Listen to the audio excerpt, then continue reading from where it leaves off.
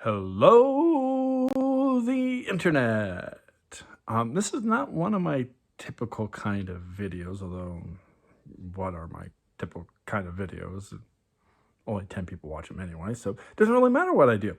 So I'm going to talk about the Star Trek universe, Next Generation and Picard, and what we've learned from sort of the last couple episodes, and what this says about the season of Picard, or the second season of Picard, and more specifically, what this means about the entire series of Star Trek The Next Generation.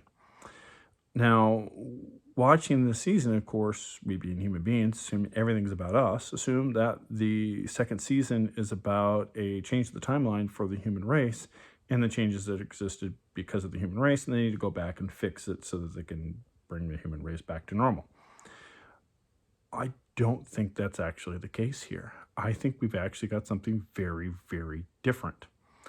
And so this isn't about the humans.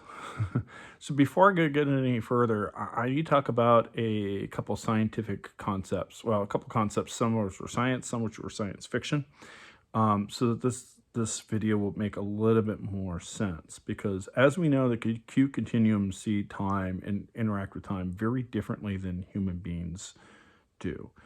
And so I want to give an idea on that and what the repercussions of that are. So we human beings tend to view time one-dimensionally. And I can't seem to flip this. So, we see start, beginning, and one-dimensional. Now, we know that time is not one-dimensional. This is scientific, actually. The equation for time outside a black hole is such that if you're inside the black hole, inside the event horizon, time goes from being real to imaginary, meaning the square root of -1. And so time dilation from relativity may very well be simply a phase transition from real time to imaginary time, that there are two independent dimensions of time. This isn't coming from just me. This is something that Stephen Hawking even wrote about in one of his books. I don't remember which one off the top of my head. I know I read it. Very good book, whichever one it was. I think it's Universe in a Nutshell, something like that. But so if you think about it that way, and the Q can see that kind of time from sort of a broad horizon, what you get isn't linear time like we humans think of it, but you get something more like a time globe, if you will, with oceans and islands and stuff. So I want to talk about time islands. So what is a time island? So imagine we have linear time and that time splits. Now, normally we would call this an alternate timeline. And sometimes the alternate timeline comes back to the original timeline, sometimes it does not. I would instead call this a time island. And so I'm going to flip my phone around here. And so what we have is this. Oh my goodness. Yeah, we need to fire the camera guy, which is me. So we have two axes here. We have real time along the horizontal, and the vertical is imaginary time. So instead of this being a plot of x, y, two spatial dimensions, this is two time dimensions. And so in a given timeline, for a horizontal line, at some value of imaginary time, we would have our universe. And so at some point we could have an event that causes a deviation, a split from that time point. You can see the point there. And from there you can have different derivations, different paths, if you will. And these paths, which I've denoted with a couple of lines of different colors, can diverge from each other. They can go back and forth. They can cross each other. Some are going to return to some final point. Some of them will not. And we've seen several of these in the Star Trek genre, particularly Next Generation, where you have one-shot episodes, which has some time thing that happens, and like the Enterprise C, and you have some time event, and it comes back to some point eventually. We also have the mirror universe, which is both Star Trek Next Generation and the original version. By the way, this video does not affect the original version, just the Next Generation and Picard. and they come back to some point afterwards. And so this would be a time island, which could have many, many different alternate timelines within that time island. These time islands can be short, they could be very long. I would say that the mirror universe is a very long one. And if they get very, very long, you could have an entire time continent. Now, over time, some of these lines may diverge more, and you may get to the point where they can't come back, and then you're off to some other type of land form, island form, if you will, for time. So if we think of time that way, that we'd be within some island of time, and so that's what the Star Trek series is really going to be about. And we have different timelines: the Kelvin timeline, the Mirror Universe timeline, and the Prime timeline, sort of. But I'm going to make a very controversial statement. Star Trek: The Next Generation, as we've learned from Picard, may not be the Prime timeline. It may be an alternate timeline, the entire series. So what does that mean? How and why? So at the start of season 2, we see that Jean-Luc Picard, the timeline version of this created timeline, this apparently alternate timeline, is an evil warlord general that literally has heads on pikes. And I think that's the actual real version of Jean-Luc Picard. Not the one that we love and adore, but this terrible, awful person. So, how do we get there? Why do we have the lovable one in the Next Generation? And why is Q the one that has done all of this behind the entire thing? So, we learn in a couple of episodes of season 2 Picard that Jean-Luc Picard's ancestor went on a very special space trip and discovered some sort of life, and that changed the future. But I think it didn't just change the future of the human race. I think it changed the future of the Continuum. I think what we're going to find is that trapped on Io is Q. Q is trapped on Io. Now we see him in the modern day, but remember, for the Continuum, time is more fluid. It's 2 dimensions, not 1, and so these things can happen. You can double back on your time islands. They don't have to be linear, so they can kind of bounce back and forth. They can island hop, if you will. And what we've seen is that in the modern day, Q tried to use his powers and failed. The powers didn't work. And in the end of episode 7, which is the most recent one of videotaping this, they try to summon a Q from the Continuum, and they seemingly fail. But then right afterwards, a weird person shows up who claims to be FBI and arrests them. I think that's someone from the Continuum who also can't use his powers. I think the change the timeline isn't that the human race has been changed. I think it's been that the Continuum has been changed. The Continuum has been shut off somehow. So let's go through possible timelines here. And it's not going to be linear because, well, the Q don't see time as linear. So let's guess what the original timeline was supposed to have been. Q gets rescued by Picard's ancestor. And of course, he's grateful for that. He wants to, these, humans, these lesser life forms, save him, be like me being saved by a dog. And I'm watching the generations of these dogs come and go, and I kind of feel an affinity for them. I want them to be better. I want them to have a good life. And the entire human race, it shows the ability to be able to do something. But then it goes, and we have good and evil within us.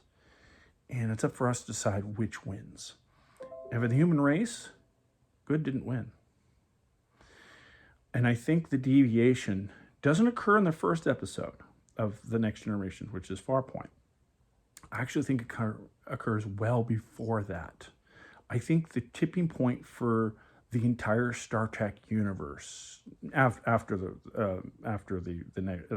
original, we're talking about for the Next Generation here, occurs on the day that that Picard, at the time in school, fights the Nausicaans. That's the tipping point. That is the derivation point for everything.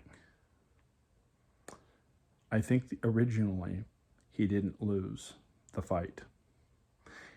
In the Next Generation timeline, we see this from the episode where Q sends him back in time to relive that, to see if he can become someone who doesn't take risks. Because he knows that's the tipping point day for Picard. Because he'd already changed the timeline from that point. And of course, Picard decides to avoid the fight with the Nausicaan and then becomes a boring person. And so Q wipes that out and lets him refight. And in the fight with the Nausicaan, he's looking like he's going to win. And then out of nowhere, the Nausicaan gets a knife and stabs him through the heart and almost kills him. And that near-death experience makes him the diplomat, the kind, gentle-hearted person who wants to find peace and happiness everywhere. The great leader that we see. Well, actually, he was a great leader no matter what. And gets rid of his youth and cockiness, if you will. But what if that wasn't supposed to be the case? What if Q originally gave the Nausicaan the knife, making him lose the fight? What if originally he had won that fight and set off a course of events where Jean-Luc Picard becomes this captain who can't lose battles, who can take on any foe and destroy them and have heads on pikes, including the Borg? And that's the real Jean-Luc Picard, not the one we see in the Next Generation. The one we see in the Next Generation is one that's been improved by Q without letting Picard know. He couldn't tell him. And the whole human race isn't on trial, even though that's what Q claims. The reality is Q wants to make the human race be an ally with the Continuum. I think that's where he wants to go. He's trying to prime them for that, to make them better. So Q makes that change, make him better. But the thing with time is there's always butterflies. And with Picard, there's lots of butterflies. So let's examine those butterflies. So, first episode of the Next Generation, Outpost of Farpoint. Let's imagine that Q doesn't show up for that episode. What happens? It's hard to speculate, but here's what I'm thinking. I'm thinking they get into huge trouble. They're not looking to be the great human beings that they are, and they get in trouble. I think Riker and Geordi die in that episode, die without Q's help. And they lose some of the greatest people that they could have as people on board. And so the Enterprise probably didn't survive without them. Oops. So Q realizes he made a mistake. He goes to fix the mistake by encountering the Enterprise at Farpoint and giving the charade of you're on trial to force them to think about what they're doing, to recognize the problem on Farpoint, and to make sure everyone survives. Well, everyone that needs to survive survives. And so we continue on, and of course Q is always trying to test the crew, and really he's trying to improve them and see where they're at, to see if they're ready yet to be one with the Continuum. But why then would Q change all that back? Why would he prevent his saving? What's going on here? Well, we learn later a couple things about the Continuum. They don't have many kids, so whoever's there, that's all there is. They do kill off members of the Continuum if they think they're a problem. We saw that in the Next Generation. We also saw that they had a civil war. And the question is, why was Q trapped on Io in the first place? And there may be something to do with that civil war that was being fought at the end. I think it was during Voyager. I think this is Q's way of winning the war by taking away the continuum completely. And so that's what he's trying to do. But he can't have his cake and eat it too, because if he does that, he doesn't help Picard. Picard becomes the evil version of Picard. And so how do you fix that? And I think there's a little bit more to this. The very last episode of The Next Generation, he makes it seem like the humans create their own catastrophe. I don't think that is going to be really the case. I think the Continuum did that in order to kill off lesser life forms in the Milky Way galaxy, to make it so that they were in charge of everything. And he needed Picard to fix that because he couldn't fix it himself. So a lot of interesting things with the Continuum, and I think we're going to learn a lot more about the Continuum as the episodes go on. But this means that all of Next Generation is an alternate timeline within a time island, and that the real Picard is the War General Picard that you're like, ooh, how could that possibly be that this great person turns out that badly? That's why. So it'll be interesting to see what happens in the next episode when they... I'm willing to bet that the guy that rests him reveals himself as a Q, and possibly even rival to the Q, and it'll be interesting to see how sides play out, because the Continuum have to work through the human race now. They can't just snap their fingers and do anything. Just like I can't snap my fingers and get 100 subscribers or 100,000 subscribers or get 1,000 people to watch this video, but it is what it is. So do you think I'm right? Do you think I'm wrong? What do you think? Post something in the comments. Let me know what you think of my analysis, or how crazy my idea is that the entire Next Generation is an alternate timeline within a time island that includes the mirror universe, but the mirror universe is starting to drift off to the point where you can't go back and forth in imaginary time. So I think, events where you go back and forth from mirror universe to real universe are things that allow you to go travel imaginary time instead of real time. We know in the real world that there's ways to do that. So if you travel at the speed of light, you travel directly imaginary time. If you're inside a black hole, all imaginary time. So there is ways to do that. And so maybe that's how you get from one timeline to another, is just traveling through imaginary time and then intersecting the time path of that particular timeline. So it gives you something interesting to think about for some fictional genre and for the real universe. So that's all today. If you want, if you really like this, go ahead and subscribe, and maybe I'll make more crazy videos about crazy stuff. Who knows? Things from the mind of an astrophysicist. And check out my book, A Space Odyssey, ODD-YSSEY, for more crazy insanity. That's all. Goodbye. Goodbye, the internet.